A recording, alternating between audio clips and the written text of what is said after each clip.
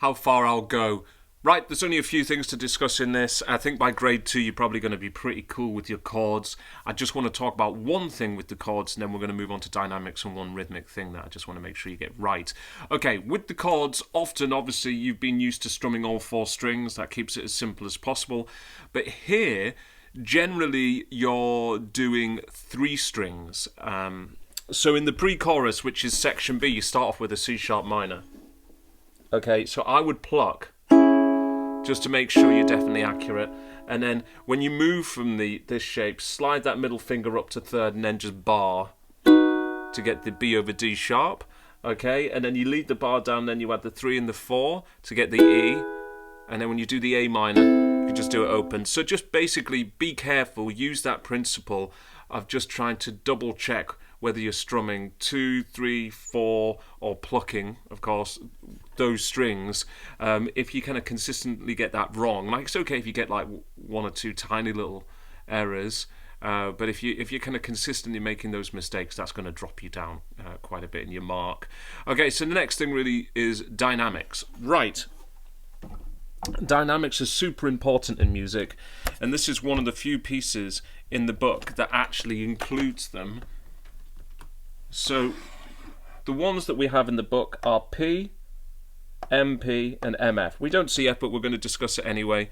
So P stands for piano, okay? And that means quiet.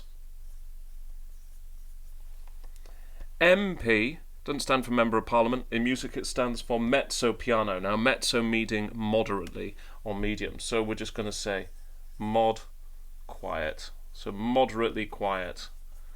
F stands for forte, which means loud. So in this case, MP stands for moderately. Whoops, I was going to write forte just then. Moderately loud.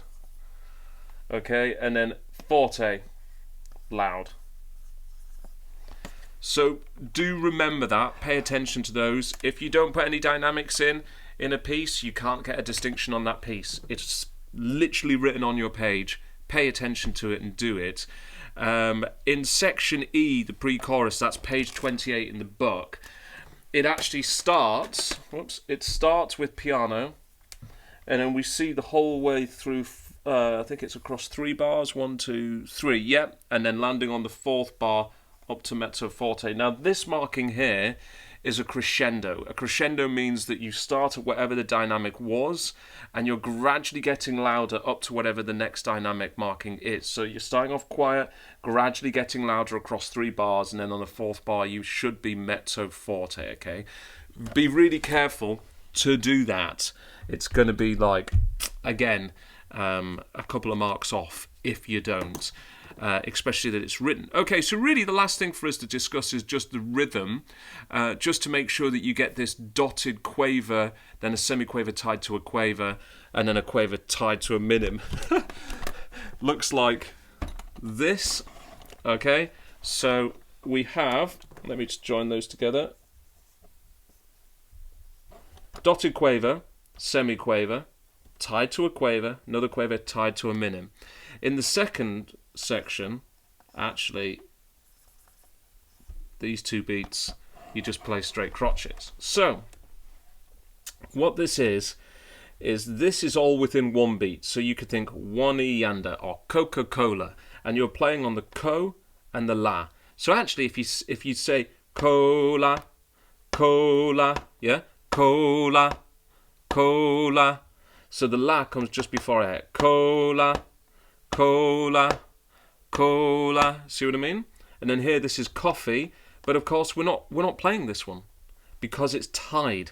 So this rings into this, and then this rings into this. So the rhythm here is ba ba ba ba ba ba.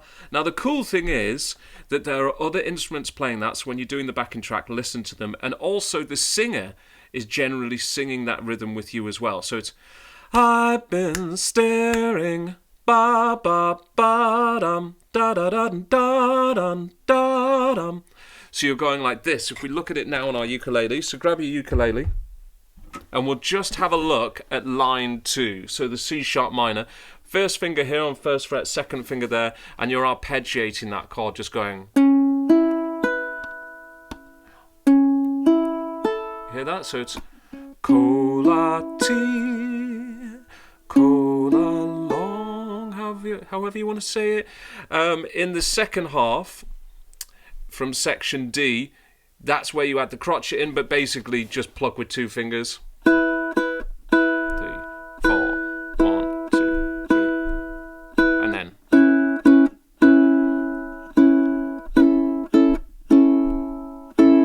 Do all of that, and I think you'll be fine. Should we discuss section F? Well, okay, maybe. Okay, so when you're doing these chords, obviously, you could either pluck them all like that.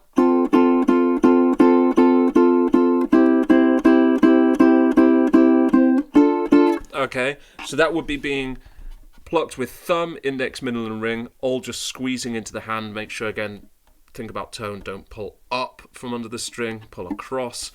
Or you could strum. If you're going to strum, I kind of suggest just doing this rotation of the forearm. Think of it like a pendulum motion.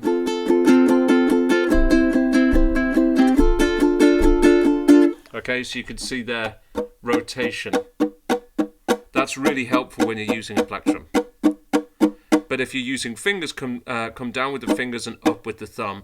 You will need to grow your nails out a bit, though, if you're going to do that type of thing. Otherwise, it can be a little bit painful. So, have fun. See how you get on. Follow that advice. Let's do the playthrough. How far I'll go. 1, 2, 3, 4. I've been staring at the edge of the water long as I can remember, never really knowing why. I wish I could be the perfect daughter, but I come back to the water no matter how hard I try. Every turn I take, every trail I track, every path I make, every road leads back to the place I know, where I cannot go, where I long to be. See the line where the sky meets the sun.